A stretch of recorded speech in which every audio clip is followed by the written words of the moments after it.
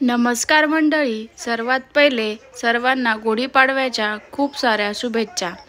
तर आज आहे मराठी नवीन वर्षाची सुरुवात। तर मी अंगणात माझ्या रांगोळी काढत होते आणि आता रांगोळी काढून पूर्ण झाली आहे माझी। सकाळी उठून खूप धावपळ होती। पुरणपोळी बनवली, आमटी बनवली, भात, भजी, कुरडई म्हणजेच पूर्ण सणाचा स्वयंपाक करून मी सर्वात शेवटी रांगोळी काढायला घेतली आणि माझंही आवरलं। त्यानंतर मुलाचंही आवरलं। कशी वाटली तुम्हाला माझी रांगोळी? रांगोळी काढून झाल्यानंतर म्हटलं चला आता फोटो काढू।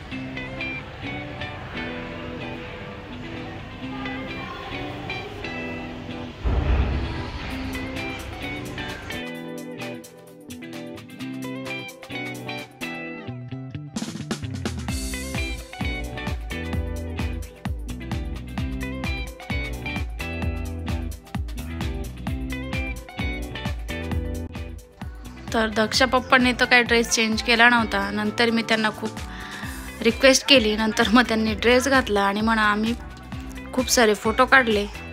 दक्षचे फोटो काढले। दक्ष खेळण्यामध्ये बिझी होता, तरी पण त्याला ओढून आणलं आणि त्याचे 2-3 फोटो काढले। फोटो काढून झाल्यानंतर गुढीची पूजा केली आम्ही दोघांनी। आम्ही सर्वांनी गुढी उभारली आणि मग नंतर गुढीची थोडीशी सजावट केली आणि त्यानंतर पूजा करणार होतो। तर म्हटलं हार वगैरे व्यवस्थित लावून घेऊया गुढीला। सर्व स्वयंपाक करून झाल्यानंतर चला म्हटलं आता गुढीची पूजा करून घेऊया। तर मी गुढीची पूजा केली आणि माझ्या दक्षी तर मस्ती चालूच होती।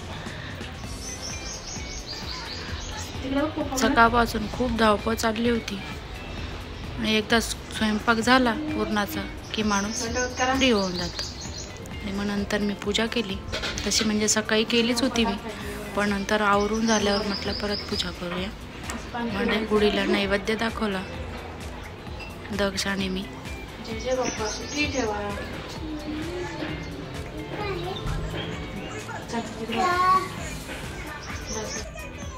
आणि नंतर दक्ष पप्पाने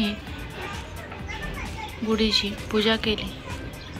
मराठी सण म्हटले की खूप आनंदाचे असतात आणि खूप आनंद देऊन जातात। मनही अगदी प्रसन्न होऊन जातं सण साजरे करतात। आमच्याकडे गुढीला ऊन लागू नये म्हणून 12च्या अगोदरच गुढीला उतरवून घ्यावं लागतं।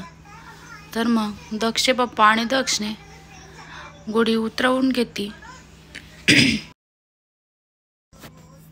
तसं तर भरपूर लोक दिवसभर गुढी ठेवतात, पण असं म्हणतात की गुढीला ऊन लागू नये म्हणून 12 वाजेच्या अगोदरच गुढी उतरवून घ्यावी लागते आणि सकाळी 7 ते 8च्या दरम्यान गुढी उभारावी लागते। हारडा करडा दक्षला घालण्याचा खूप प्रयत्न केला, पण आमच्या दक्षने काही घातलाच नाही, मग तो मी बाजूला ठेवला। तर फ्रेंड्स, तुम्हाला आमची गुढीपाडव्याची तयारी कशी वाटली आणि व्हिडिओ कसा वाटला नक्की कमेंट बॉक्समध्ये सांगा। आणि तुम्ही चॅनलवर नवीन असाल तर चॅनलला सबस्क्राईब करा, बेल आयकॉन प्रेस करायला विसरू नका। तर भेटूया आपण नेक्स्ट व्हिडिओमध्ये।